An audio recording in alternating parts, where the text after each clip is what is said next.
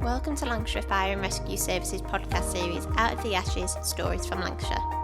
Fitness plays a huge part in being a firefighter, whether you're in a whole-time or an on-call role.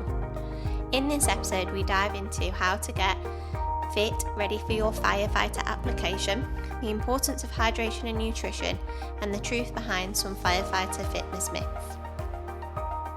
Today, I'll be speaking to Amanda, our Service Fitness Advisor. Do you want to just explain to everyone what your role is?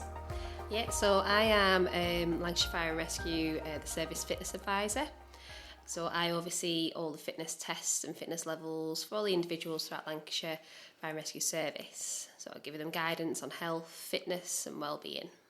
Perfect. So today we're just going to talk about fitness for firefighters, both for whole time and on call. Is there a myth that you'd like to squash about firefighting and fitness, that area? With the myths, it would probably be the myth of that firefighting is all about fighting fires.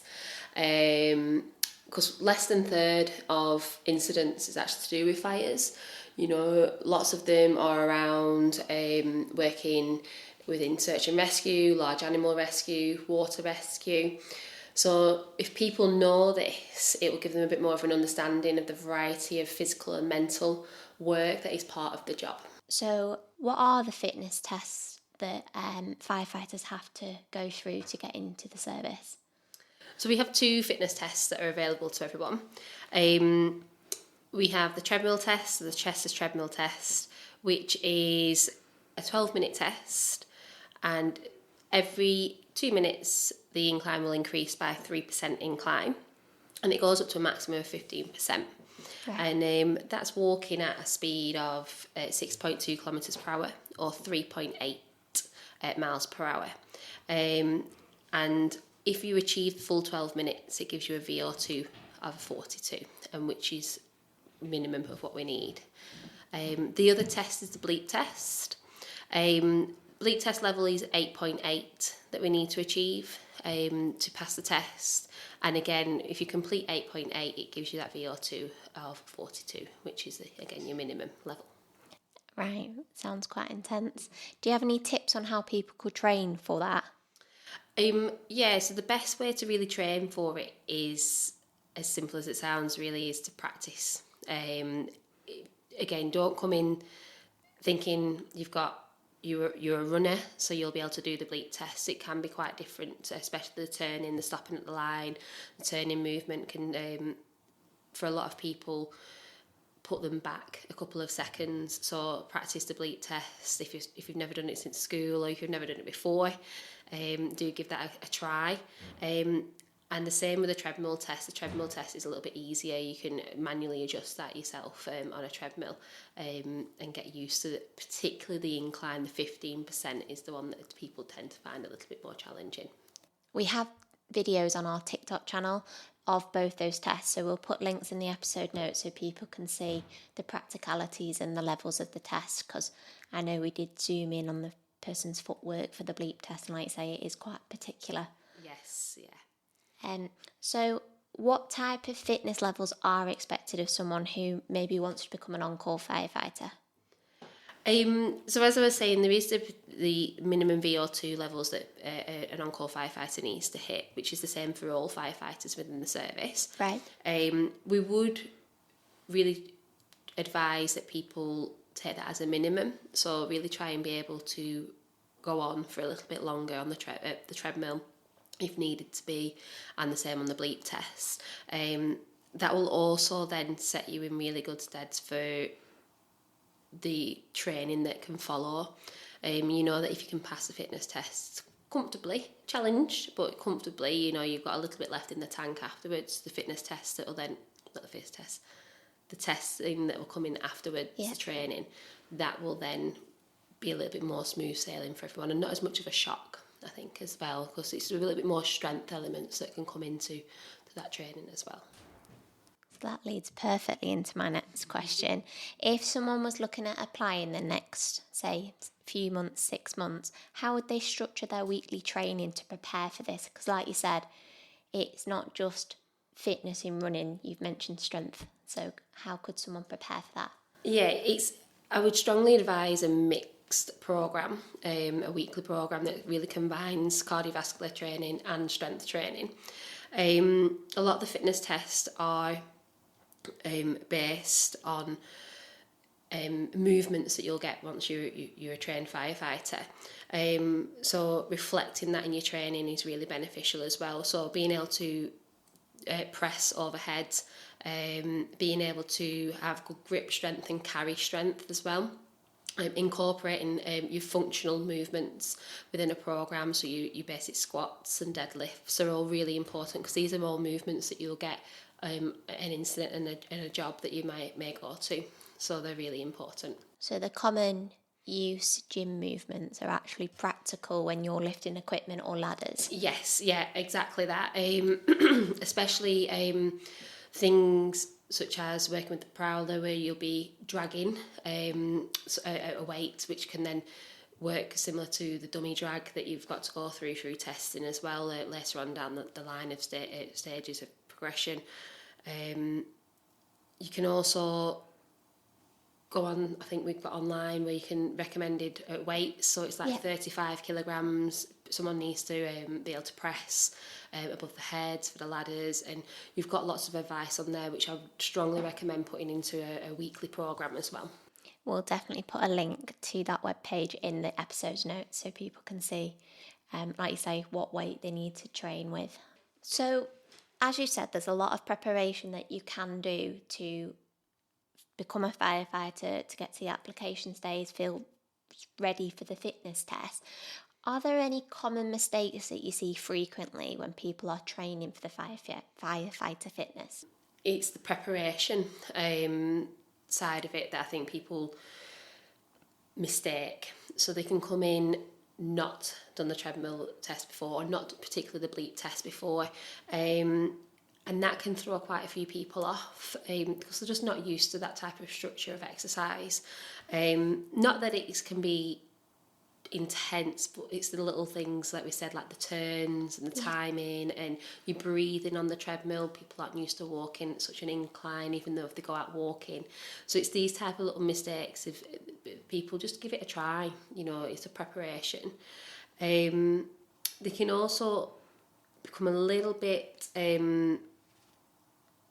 complacent with it, so they come in feeling ready, but they've not done enough research behind everything. So just researching really what the job involves and what the needs are, really.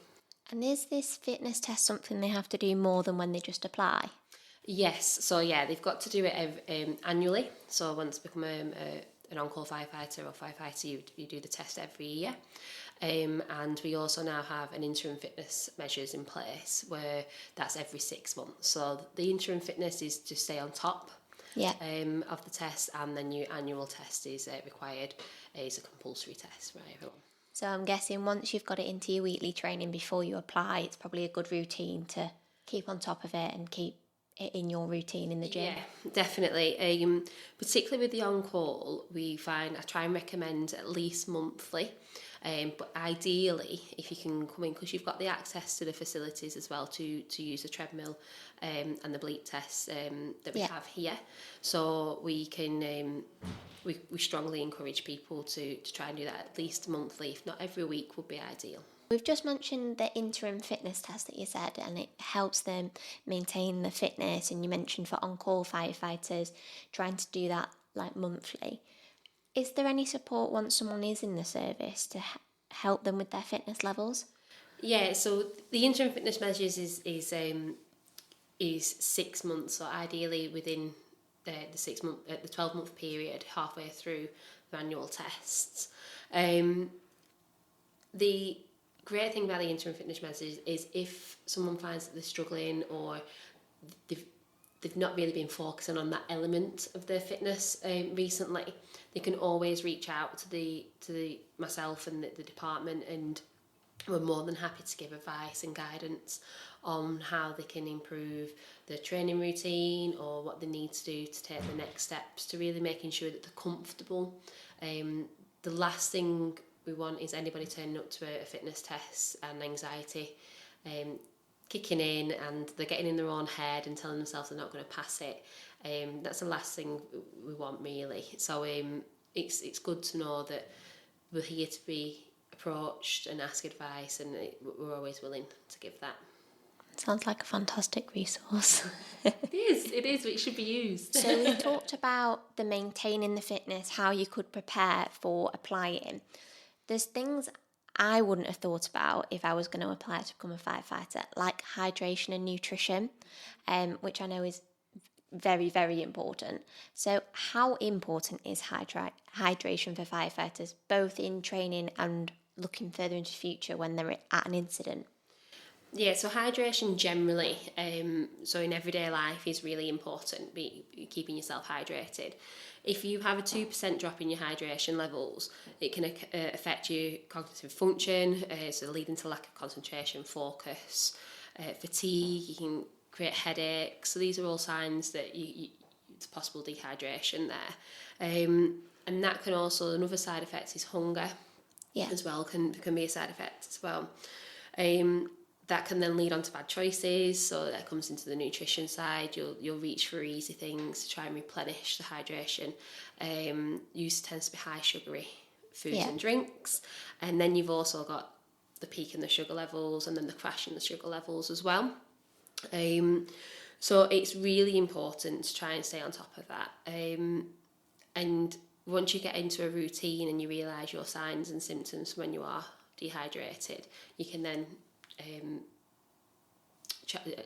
keep on top and tackle them, whichever way, because not everyone likes water. But water is obviously great. Depends on what type of activity levels you have, but I'd always encourage, if you're not a water drinker, a low sugar replacement, so anything that's low in sugar or zero sugar for flavour. Are there any practical tips for staying hydrated when, say, maybe you're an on-call firefighter and then you get a shout to a job? Yeah. So it is knowing your basics. So your basic 6 to 8 glasses of water a day, around your 2 litres. That's minimum. So everyone really should be having that anyway.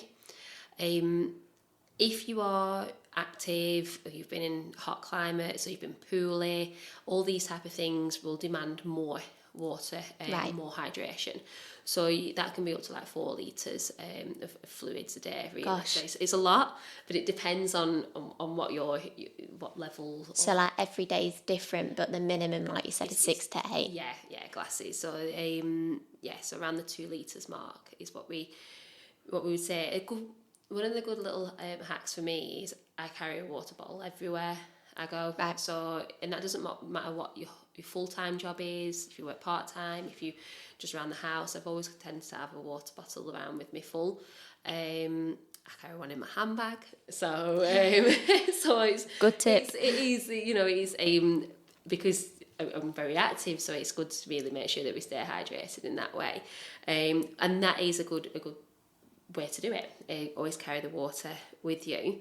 The other thing to be aware of as well, we do supply water on the pumps. Yes. So if you do get called out, there is water supply on the pumps, bottles of water, so do use them, particularly if it's during the night. You might just need that extra bit of hydration. And it can also just wake you up a little bit as well. Looking now at the nutrition side, what role does nutrition play in fitness and recovery for firefighters? I would say it's really the same as most people, general. Your nutrition reflects on how you feel, again, on your cognitive function, how you feel within your body, mentally and physically. So for recovery, it's having a balanced diet, making sure that you have as much fresh fruit and vegetables as you can. You get your protein and your carbohydrates in there. That can all... If you're having high fats and sugary foods, it can be very lethargic, so it can really dampen the recovery process. If you've been out for a long job or a protracted job, they're the easy things that you'll reach for, but they're not necessarily going to give you the nutrients and vitamins and minerals that you could have lost from being out for a long time. when you see people meal prepping, that is probably one of your good tips. It is, yeah. Meal prep as much as you can, particularly if you know that you work full time and then you've got your hours for on call as well. Yeah. It really would be so beneficial for you to food prep as much as possible. So are there any go-to meals? I know you've mentioned the pasta, the rice, but any other snacks that would recommend for like sustain energy levels or quick recovery? I would really pick up on things such as your snacks like fruits and nuts are really good. So they've got all your benefits of your vitamins, minerals, your good fats are in there as well. So again, really good for helping mentally and physically. They're good snacks to really aim for. Food, I'd stay with what I've mentioned really. Anything that you trying to get your portion of oily fish in once a week is always really beneficial, but anything that's fresh is really good. But then looking at anything that's natural produce, really whole grains are really great. Some things are high in fibre. So what I'm picking up on here for hydration and nutrition is preparation is key, and getting to know what you need before you maybe get that successful application. The more that you practice it beforehand and get in the routine of it, like you said about the fitness, I'm guessing it is good practice and it gets much easier to do. Like you said, the 6 to 8 glasses of water is key, and people that aren't in the fire service should be doing that anyway. So I'm guessing, like you've said, try and start doing that beforehand, know what your go-to snacks are, so then you're ready, because I'm assuming you need that when you're on your fitness course. Yeah, exactly that. It's if you come in with a healthy lifestyle and a healthy mindset, then all that will do is escalate as you go through. It'll be needed even more. And one of the things that we try and really focus on within the service is the longevity of everything. So yes, it's needed for the job, but it's so beneficial in many more ways as well as just to benefit the job as well. So it's trying to take that approach overall. Once you've got it under key, like practiced, it's going to be easy. And like I said, it's not just going to help you in the job, it'll help you in life. Yeah. We've spoken about nutrition and hydration in fitness and recovery, but I'm thinking more further down the line. Is there any impacts or a greater need of hydration nutrition if they're wearing BA, going into fires, when they're actually actively firefighting? Just for listeners that don't know what BA stands for, sorry, we are talking a little bit in fire terminology. BA is referring to breathing apparatus. When we're in BA, it's really important to make sure that you're fueled correctly before the wear. So we've had people that think that skipping food due to the thought it might make you feel more comfortable whilst we're in BA. But that can actually lead to your blood sugars and your energy levels dropping. So it's always good to make sure you've got the right carbohydrates and the right fuel within you before you put your BA on and not restrict yourself. So once you've finished wearing your BA, it's also really important to gradually replenish the nutrients and the fluids, the vitamins that you've lost throughout the wear. That means more throughout the whole day. Once you've finished wearing, take on replenishing the hydration tablets if it's needed. Look at really fresh sources of food, but make sure that you rehydrate over the 24-hour period, and it's not just within the first few minutes or hour. So like you said, it is really important to get that hydration in once you've worn BA. Is it the same for everyone? No, not necessarily, because everyone reacts different. So you could be really, really fit, but then you might react different within the breathing apparatus. So you might find that more challenging. It might take more oxygen from you. So compared to somebody else that's probably not as fit, but they might be fit and healthy, but not they don't compete or do anything like that, which someone else might do. So it really does affect everyone differently. It can also be if someone's not feeling well, if someone's been unwell recently, stress and anxiety is different for everyone as well. particularly when you are training, wearing in your BA. It takes time, and everyone's effects are different. So how you recover and replenish afterwards will be different for the individual. So once you've learned specifically for yourself what helps, it's really key to always have that ready or know what you need, not just what your crew needs. Exactly, yeah. We are looking at the moment at hydration replenishment, so the hydration tablets and capsules and things like that, but not everybody will need things like this. It depends on the person's lifestyle, diet, routine. They might get everything they need from their normal and natural day and living life, where someone else might be missing, so they might really benefit from that type of the hydration capsules or tablets after wearing BA or being in a prolonged heat environment. So if we're looking at someone who maybe would like to apply soon, whether that be for an on-call role or a whole-time position, both them firefighters, are there any specific tips that you would give them? Research. That's one thing I would look for. Look for what the job entails, so you don't come in with any blinkers on. Really, you've got your eyes open as much as possible to what's expected. And that's from the fitness element as well as, your day-to-day, what your shift pattern could look like, what your hours could be on call. But it's looking at how it will work for you. So I think this has been a great discussion.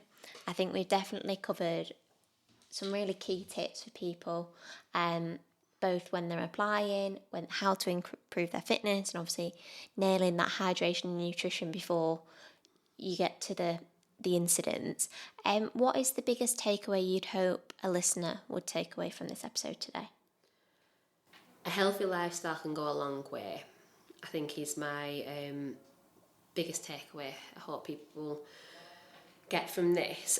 So making health and fitness a main part of everyone's daily routine anyway. It's only going to be a positive. But if you've got that structure already within your life, when you join the service, on call or whole time, all you'll do then is follow through with it, and it won't be anything that you won't expect. So yeah, A healthy lifestyle goes a long way. Yes, that's what I would say. Well, thank you very much for taking your time today to speak to me. I think it's a very good episode, and we'll put all of the links that we've mentioned in the episode notes below. Perfect. Thank you. If you're interested in finding out more about fitness for whole time and on call at Lancashire Fire and Rescue Service, please head over to our website on either www.lancsfirerescue.org.uk/wholetime or www.lancsfirerescue.org.uk/on-call. The link to both these pages will be in our episode notes below. And remember, if you liked our episodes, please like and subscribe, and let's make Lancashire safer together.